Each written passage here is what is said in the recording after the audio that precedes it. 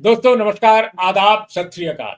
उर्मिलेश संवाद के इस कार्यक्रम में आपका बहुत बहुत स्वागत है। मैं हूं उर्मिलेश। दोस्तों अभी कुछ ही देर पहले एक बड़ी खबर ब्रेक हुई है और वो ये कि भारत के प्रधानमंत्री नरेंद्र मोदी को G7 की बैठक का न्योता मिल गया है। कनाडा के प्राइम मिनिस्टर मार्क कार्नी ने उनको ये निमंत्रण दिया। क्योंकि वो कनाडा होस्ट कंट्री है, इसलिए उसी का प्रोरोगेटिव है, उसी का अधिकार है कि वो जिस मुल्क को चाहे उस मुल्क को अतिथि के तौर पे बुला सकता है। भारत G7 का मेंबर नहीं है। ऐसे में एक गेस्ट कंट्री के रूप में इनविटेशन के लिए कनाडा की सरकार की सहमति जरूरी होती है। दोस्तों साउथ अफ्रीका से लेकर के ब्राजील तक, यहाँ तक कि यूक्रेन को, सबको निमंत्रण मिल चुका था। इसलिए देश भर में, दुनिया भर में अटकलें लगाई जा रही थी कि आखिर किन कारणों से इस बार प्रधानमंत्री मोदी को इन्विटेशन नहीं मिल रहा है। 2019 से लेकर लगातार हमारे देश के प्राइम मिनिस्टर वहां जाते रहे हैं।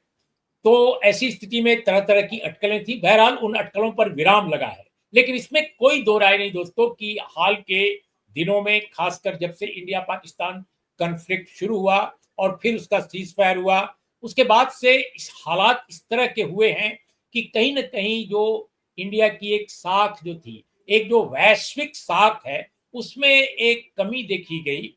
तमाम तरह के विवाद देखे गए और विवादों के बीच से एक एक पहले जैसी अपनी स्थिति को बरकरार रखने या रिवाइव करने की उस तरह की कोशिश नहीं दिखी। हालांकि हमने, भारत ने 7 मुल्कों में 7 डेलीगेशन भेजे, अलग अलग मुल्कों में। लेकिन देखा जाए तो जो शशि थरूर की अगुवाई में जो डेलीगेशन गया, जो अमेरिका के उपराष्ट्रपति JD वैंस से अभी हाल में मिला है, इसके पहले जब वो पहले चरण में थे तो उस वक्त किसी बड़े नेता से, बड़े पॉलिसी मेकर से मुलाकात नहीं हो पाई थी। विवाद के बाद वो लौट गए थे दूसरे मुल्कों में। अब फिर उनकी वापसी हुई और इस बार JD वैंस से मिले हैं। आगे क्या होता है हम इसको जरूर देखेंगे, लेकिन सवाल इसी बात का आज है जिस पर हम चर्चा करने जा रहे हैं कि क्या हाल के दिनों में जो भारत की एक वैश्विक हैसियत है, वो डोनाल्ड ट्रंप के बयान से और यहां तक कि रूस के नेताओं के कुछ बयानों से, दुनिया के अन्य मुल्कों के जो नेता हैं, स्टेट्समैन हैं, यहां तक कि वैश्विक मीडिया, ग्लोबल मीडिया में जो जिस तरह का कवरेज हुआ है, क्या उससे हमारे मुल्क की स्थिति थोड़ी सी, अगर पहले के हिसाब से देखा जाए तो थोड़ा सा अलगाव बढ़ा है, सवालात हमारे ऊपर बढ़े हैं। इसी विषय पर चर्चा के लिए हमारे साथ मौजूद हैं जाने माने पत्रकार, टाइम्स ऑफ इंडिया और हिंदुस्तान टाइम्स में रेजिडेंट एडिटर रह चुके NR मोहंती। मोहंती साहब, आपका बहुत बहुत स्वागत है हमारे इस कार्यक्रम में। सबसे पहले हम आपसे ये जानना चाहेंगे कि क्या आपको लगता है कि जो अभी G7 में प्रधानमंत्री मोदी को इनविटेशन मिला है, उससे जो पिछले कुछ सप्ताह से, कुछ समय से जो एक अटकलें चल रही थी और एक एक एक लगता था कि थोड़ा आइसोलेशन इंडिया का बढ़ा है, उस तरह की हैसियत जो पहले दिखाई दे रही थी उसमें कुछ कमी आई है। तो क्या आपको लगता है कि अब थोड़ी पटरी पर आ रही है गाड़ी? देखिए, ये जो जैसे आपने कहा कि भारत को एक गेस्ट कंट्री के तहत बुलाया जा रहा है। जब जब मनमोहन सिंह प्रधानमंत्री थे तब भी वो 5 बार गए थे। अभी मोदी जी जो प्रधानमंत्री हैं वो 6 बार जा चुके हैं। अब 2019 से लगातार जा रहे थे। तो इस बार जो नहीं बुलाया, जबकि करीब 1 महीना हो गया, 1 महीना पहले कनाडा ने इनविटेशन दिया मेक्सिको के राष्ट्रपति को, एंड उन्होंने कहा कि हाँ, हमको तो इनविटेशन मिला है, लेकिन हम जाएंगे या नहीं जाएंगे, हम क्लोजर टू द डेट, 15 जून को समिट शुरू हो रहा है, 15 तो उस समय हम डिसाइड करेंगे। बाकी country, south Africa, Australia, Ukraine, ये सबको पिछले 15-20 दिन पहले सबको इनवाइट मिला है। तो उसके चलते पिछले 3 दिन पहले ब्लूमबर्ग, जो वर्ल्ड के लीडिंग ग्लोबल न्यूज एजेंसी है, ब्लूमबर्ग ने एक स्टोरी किया। वो स्टोरी में ये कहा कि हमने कनाडा के प्रधानमंत्री के जो स्पेशल स्पोक्स पर्सन है, उनसे बात की कि इंडिया के प्रधानमंत्री को इस बार बुलाया नहीं गया है, क्या आपका इरादा नहीं है उनको बुलाने का ना?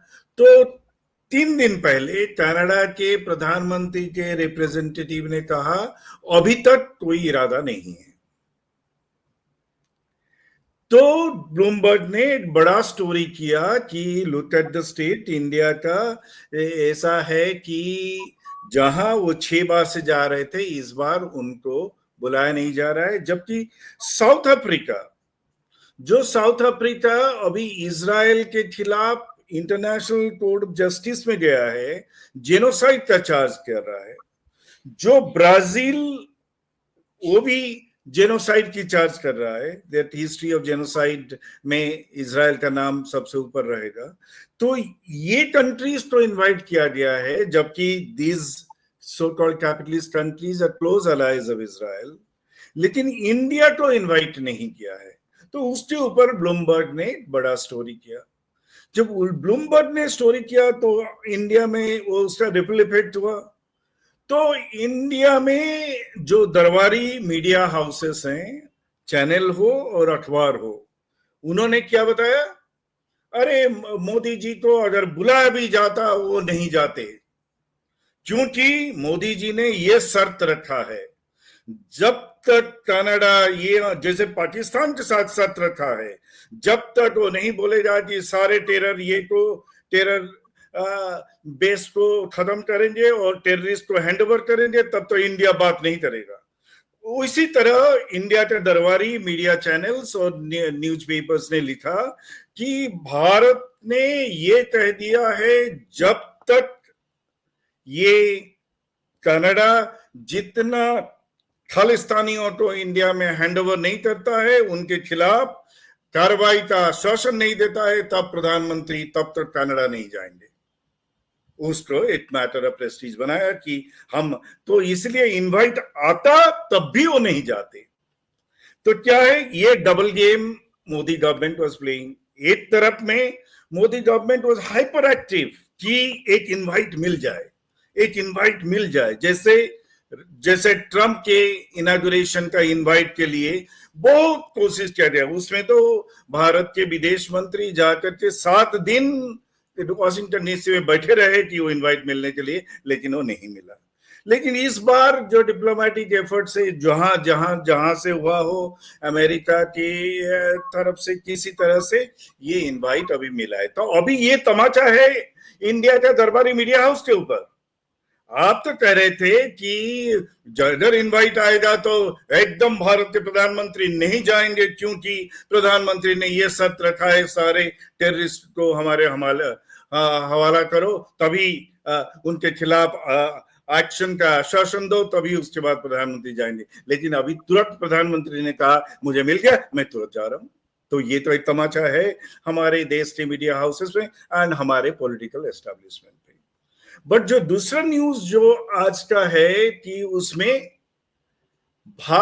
रशिया जो भारत के साथ खड़ा है, ऑफकोर्स रशिया अभी चाइना के संकट में बहुत, अभी जो रशिया का जो आज एक न्यूज आया है कि रशिया भारत के साथ सारी स्थिति में, भारत और पाकिस्तान के बीच लड़ाई में हर वक्त भारत का साथ दिया है। यूनाइटेड नेशंस में दिया है, in terms of arms and armaments दिया है, और अदर इंटरनेशनल फोरम में भी इंडिया को डिफेंड किया है।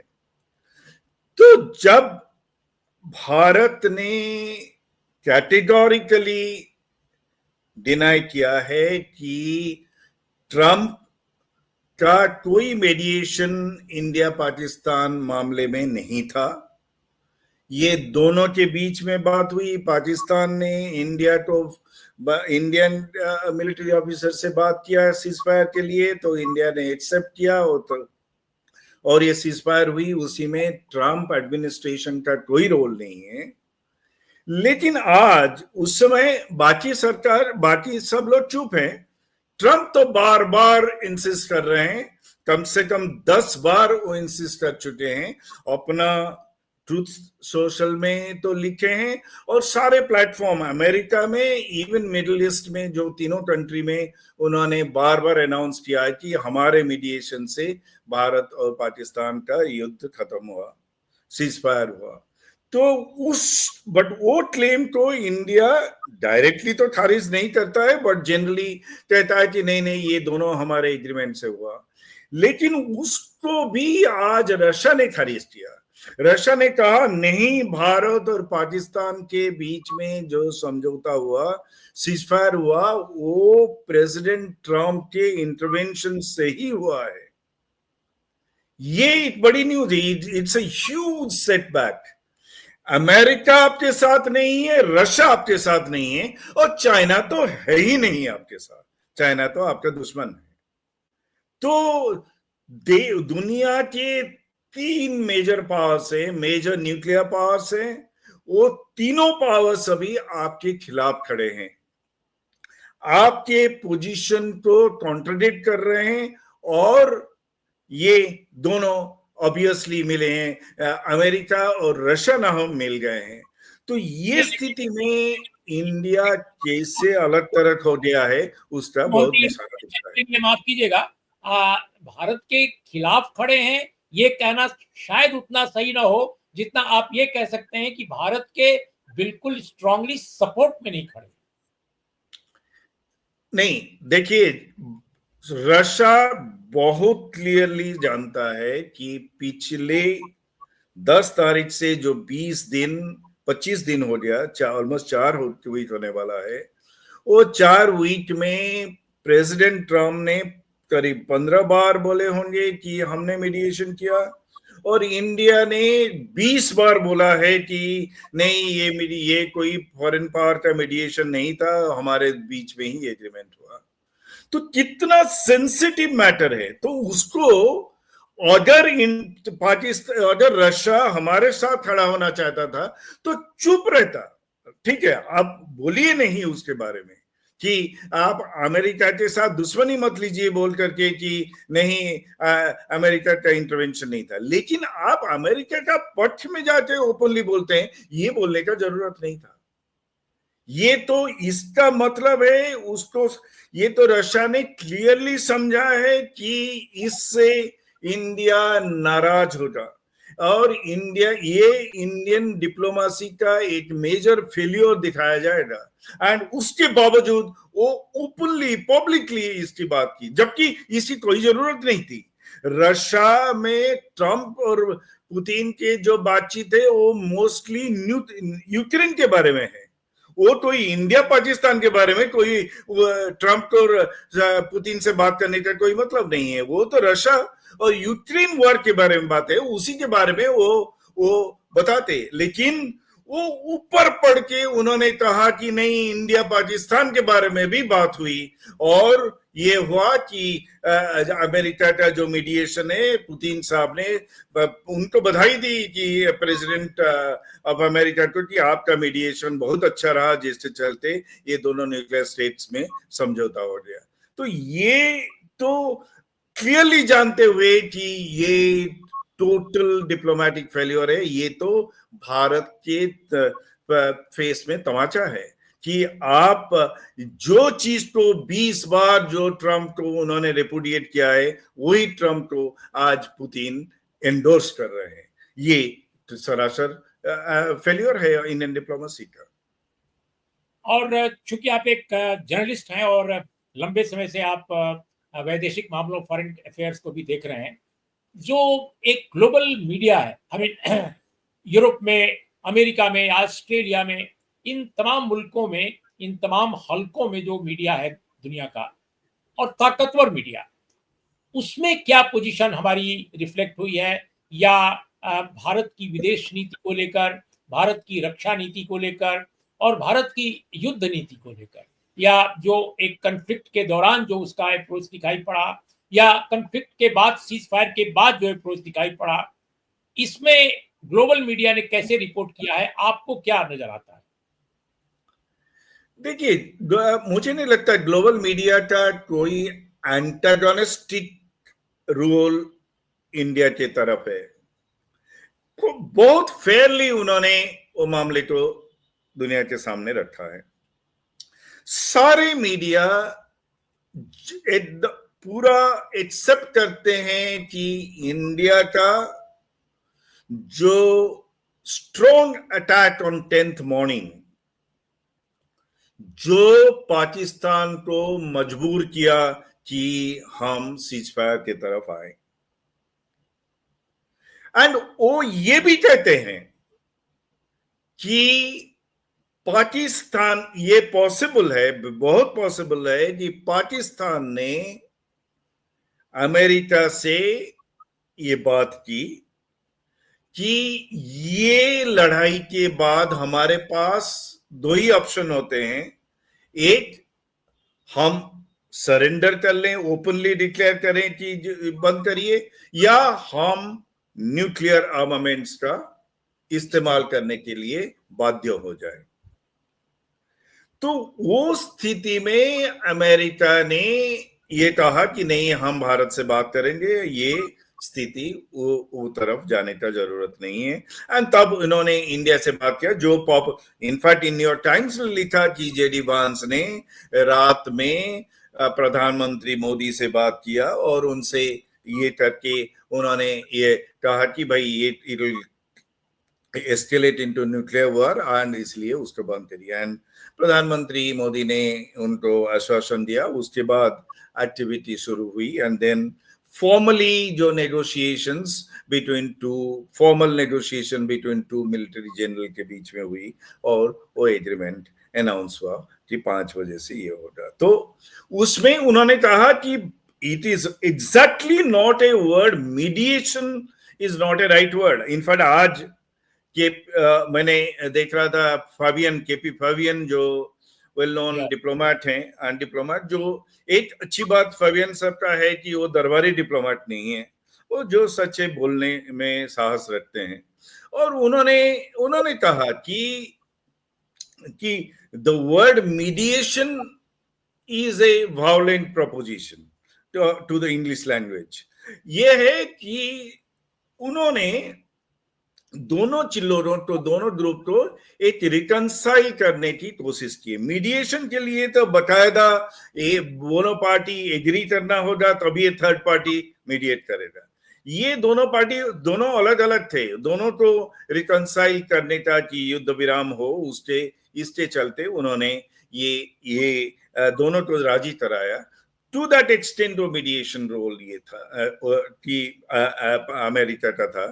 To that extent that reconciliation role America का था, मीडिएशन नहीं था।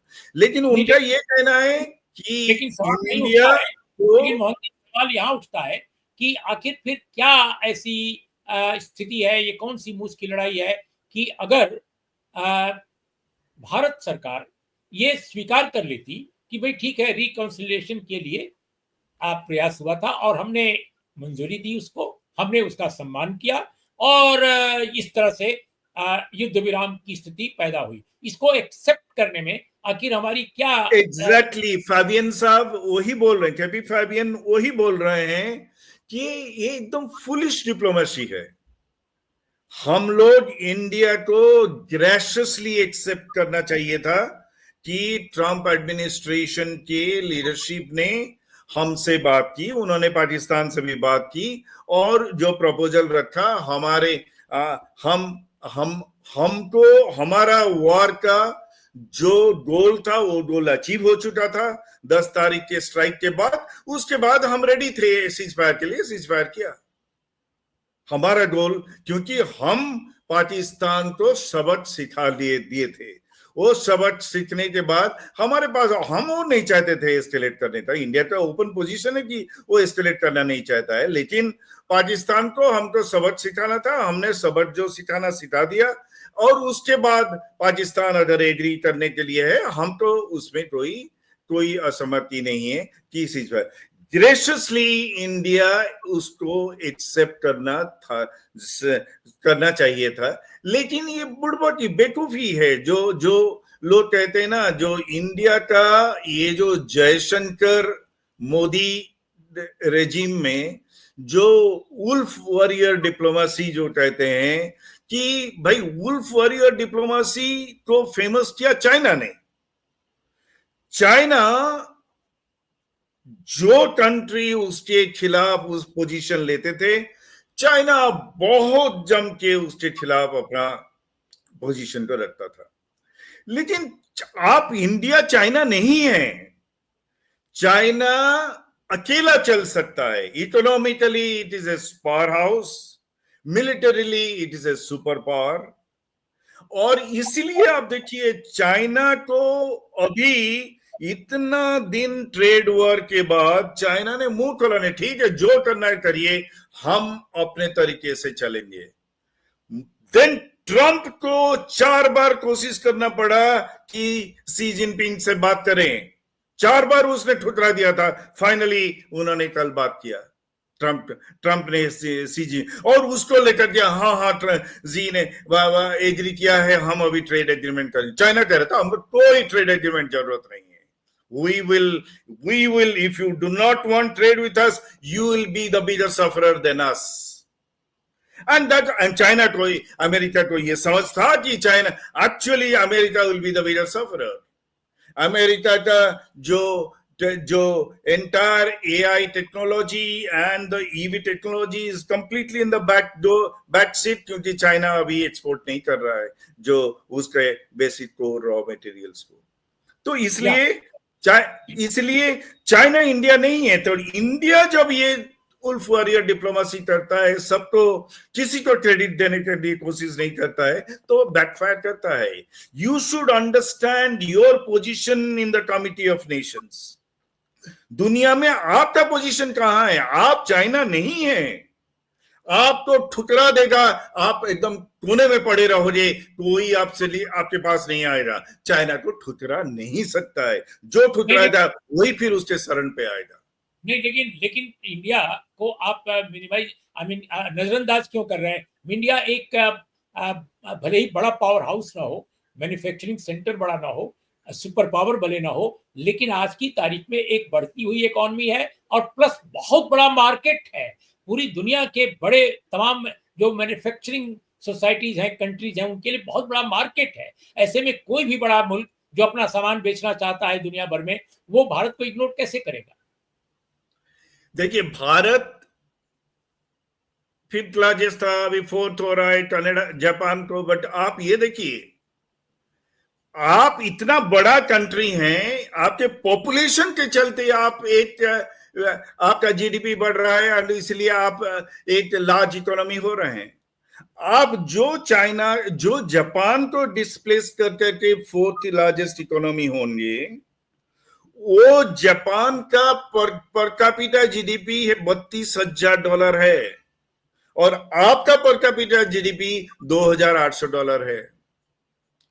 आप एक छोटा कंट्री लीजिए, पोलैंड, एक स्मॉल साइडी country of Europe and rather eastern Europe की ही कंट्री थी। और वो कंट्री को देखिए, वो 9th है in the overall GDP, and लेकिन उसका पर कैपिटा जीडीपी भारत से 6 गुना बड़ा है, ज्यादा है।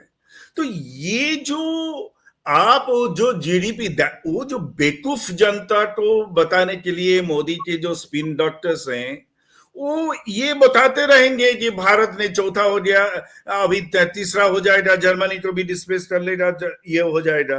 बट उसके बाद तो ऑब्वियसली चाइना को तो नहीं कर पाएंगे, आप वो करके रहेंगे। बट उससे एक देश का प्रोग्रेस तब से पता चलता है कि पर कैपिटा जीडीपी क्या है। आपका पर कैपिटा जीडीपी अगर दुनिया के सबसे नीचे देशों में है, तब उसमें यह पता चलता है आप GDP wise, cumulative GDP wise 4th largest, 5th largest, 3rd largest हो सकते हैं, लेकिन आप गरीबों देशों के ही बीच में हैं जब आपका जीडीपी, पर कैपिटा जीडीपी गरीब 10 देशों में है। एक प्रश्न, मैंने अभी हम कंक्लूड करने जा रहे हैं कार्यक्रम को, लेकिन 2 सवाल बहुत महत्वपूर्ण है जो मेरे दिमाग में, आपके अगर कुछ आपको कहना हो तो जरूर उसमें जोड़ सकते हैं।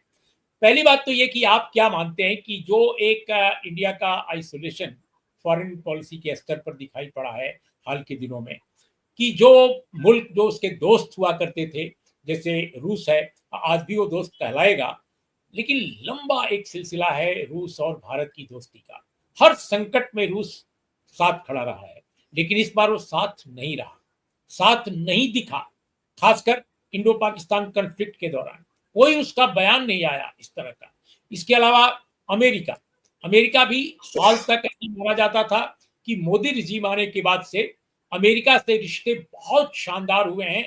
डोनाल्ड ट्रंप से तो निजी दोस्ती है प्रधानमंत्री की, ये सब चीजें जा रही थी। वो भी साफ दिखाई पड़ा कि इंडिया को, पाकिस्तान को डोनाल्ड ट्रंप ने एक ही प्लेन पर रख दिया, बराबरी में एक बराबरी में रख दिया। इसके अलावा आप यूरोपियन कंट्रीज को देखिए, यूरोपियन कंट्रीज से हमारा उतना शानदार रिश्ता जो रूस के साथ जैसा है वैसा नहीं कभी रहा, लेकिन हाँ, हमारे व्यापारिक संबंध शानदार रहे हैं, बहुत अच्छे रहे हैं, चाहे हाल के दिनों में फ्रांस के साथ हो या जर्मनी के साथ हो। लेकिन अभी देखा आपने बीच में, इस कॉन्फ्लिक्ट से काफी पहले की बात है, हमारे विदेश मंत्री जयशंकर ने यूरोप को भी हड़काया था बीच में। लोग कहते हैं कि उसका भी रिएक्शन काफी हुआ था, यूरोपियन कंट्रीज के लोग थोड़ा नाराज भी हुए थे। एनीवे, मैं नहीं उस पर जा रहा हूं, लेकिन क्या आपको लगता है कि जो कुछ इंडिया के प्रति एक अप्रोच में बदलाव दिखा है, जो एक हल्का सा आइसोलेशन दिखा है इंडिया के फॉरेन पॉलिसी के कारण, वो पॉलिटिकल मास्टर्स के कारण है या जो डिप्लोमेट्स हैं वो गलत सलाह दे रहे हैं पॉलिटिकल मास्टर्स को? देखिए, इंटरनेशनल पॉलिटिक्स में कोई परमानेंट फ्रेंड और परमानेंट एनिमी होता नहीं है। डिपेंडिंग ऑन सिचुएशंस रिलेशनशिप बदलते हैं, वो बात सही है। लेकिन आप कोई डिस्टिंक्शन तो नहीं कर सकते हैं कि पॉलिटिकल लीडरशिप सही सोच रहा था, लेकिन उसको डिप्लोमेट ने गुमराह कर दिया। भाई, ये तो जयशंकर, हमारे foreign minister himself is a veteran diplomat, तो वो ही फॉरेन पॉलिसी डिसाइड करते हैं, वही मोदी जी को ब्रीफ करते हैं। तो उसमें ये वो जो डिस्टिंक्शन करना कि मोदी जी और सही सोचते थे, मोदी जी को गुमराह कर दिया इन डिप्लोमेट ने, ये तो कहना एब्सोल्युटली गलत होगा। ये बात है कि इंडिया का जो डिप्लोमेसी में, आप उसका ये इश्यू देखिए कि आप अमेरिका के सामने चुप रहते हैं। अमेरिका को आज तक ट्रंप को ओपनली कॉन्ट्राडिक्ट नहीं किया है, सब राउंड अबाउट वेज में इंडिया कर रहा है। चाइना गलवान स्ट्राइक के बाद चाइना के खिलाफ एक बार प्रधानमंत्री के लिप्स में चाइना का नाम नहीं आया, डिफेंस मिनिस्टर का लिप्स में चाइना का नाम नहीं आया। इन एब्स्ट्रैक्ट टर्म्स में बात करने लगे कि हमारे एनिमी को हम जोरदार सबक सिखाएंगे। तो ये बात है कि आप जो बाकी कंट्रीज जो हैं, जो कंट्री इतने पावरफुल नहीं है, उनके साथ आप बढ़ चढ़ के बात करते हैं। यूरोपियन कंट्रीज को, जो यूक्रेन वॉर के समय में जो क्राइसिस है, यही कनाडा के ऊपर जो उन्होंने, ठीक है, जस्टिन ट्रूडो ने जो पार्लियामेंट में उनके बोला, वो शायद बोलना नहीं चाहिए था। अमेरिका ने सेम चार्ज इंडिया के खिलाफ एक्सेस था, but the way India reacted to it कि अपना ये तो बुला लिया, अपना एम्बेसडर्स को बुला लिया, सारी चीजें बंद कर दी, ये जो है वो डिप्लोमेसी, हम बड़े पावर के सामने पूरा हाथ जोड़ के नतमस्तक रहेंगे, लेकिन छोटे पावर के सामने हम अपना चेस्ट थंपिंग करेंगे। ये जो कॉन्ट्रास्ट जो है इंडियन डिप्लोमेसी को हास्यास्पद करता है, एंड इसीलिए इंडियन डिप्लोमेसी का ये दुर्दशा आज है। बिल्कुल। लास्ट क्वेश्चन, अभी आप एक नया डेवलपमेंट यूनाइटेड स्टेट्स के पॉलिटिक्स में देख रहे हैं कि एलन मस्क और डोनाल्ड ट्रंप के बीच में ऑल ऑफ सडन टकराव की स्थिति पैदा हो गई है। दोनों एक दूसरे को ताव दे रहे हैं, दोनों एक दूसरे को बता रहे हैं कि कैसे वो गलत हैं और हम कैसे सही हैं, और बल्कि एक धमकी नुमा टकराव भी दिखाई दे रहा है। आपको क्या लगता है, अभी भारत सरकार ने स्टारलिंक को उनको पूरा सिग्नल दे दिया, ग्रीन सिग्नल हो गया, अब वो अपना ऑपरेशन शुरू करेंगे इंडिया में, ये भी फैसला, हालांकि इस पर बात पहले से चल रही थी और मुझे अच्छी तरह याद है मई महीने में इस पर लगभग फैसला ले लिया गया था, लेकिन उसको अभी फाइनल स्टेज में क्लियर कर दिया गया। एक तो ये डेवलपमेंट है। तो दूसरी तरफ जो हमारे बहुत सारे कारपोरेट हाउसेज हैं इंडिया के, वो अमेरिका में बहुत सारे चैलेंजेस फेस कर रहे हैं। तो ये जो कारपोरेट रोल है पॉलिटिक्स में, उस पर एक संक्षिप्त टिप्पणी कि कैसे ये हमारी फॉरेन पॉलिसी को भी कई बार प्रभावित करते हैं। जो जब ट्रंप बहुत पावरफुल बन गए थे, मस्क जब बहुत पावरफुल बन गए थे और ट्रंप के मेन एडवाइजर गए थे, तो इंडिया उनको ठूस करने के लिए, आप देखिए प्राइम मिनिस्टर ने ट्रंप, उसके गर्लफ्रेंड और 3 बच्चों के साथ, उनके साथ मिला करके बच्चों को चॉकलेट देते हुए फोटो खिंचाई कि that was the official meeting with Trump. तो ये जो हास्यास्पद स्थिति था, तो उसमें ये था कि नहीं नहीं, ट्रंप जो मांग रहे हैं उनको दे दिया जाए। तब ट्रंप साहब खुश होंगे तो मस्क साहब खुश होंगे तो ट्रंप साहब भी खुश होंगे। तो मस्क साहब ये मांग रहे हैं कि एलन मस्क मांग रहे हैं कि उनको ठीक है दे दिया जाए। लेकिन अभी 2 दिन पहले पता चला कि नहीं, वो तो इंडिया में आने की अभी कोई इच्छा प्रकट नहीं कर रहे हैं। मस्क साहब जो हैं, भारत के मंत्री ही नहीं था कि अभी मस्क साहब कोई इच्छा प्रकट नहीं कर रहे हैं। और स्टारलिंक के जो ये है, उसको ऑब्वियसली उसमें बहुत इंटरेस्ट है। बट अभी जो ट्रंप और मस्क के बीच में जो फ्यूड है, वो फ्यूड के चलते अभी दिस विल सर्टेनली एस्केलेट। तब अभी तो ट्रंप का फर्स्ट इंस्ट्रक्शन होगा कि कंप्लीटली कट आउट मस्क, नहीं तो भाई Trump is a vengeful man, he knows how to take revenge. तो वो तो फर्स्ट उसके ये होगा कि कंडीशन होगा कि completely eliminate Musk from any Indian trading. तो मस्क का तो स्टारलिंक गया, टेस्ला गया इंडिया में अभी जब तक ट्रंप पावर में है मस्क। बट मस्क ये सोचता है कि India is very peripheral to his plan. वो he is a crazy man, but he thinks he will be able to create a alternative platform to Trump within Republican Party. Republican Party में वो एक अपना alternative create कर सकता है। Thank you very much NR Mohanty, आपने इस विषय पर अपनी बात रखी। और दोस्तों, आपको हमारा कार्यक्रम कैसा लगा जरूर बताइएगा। आज इतना ही। नमस्कार, आदाब, सत श्री अकाल।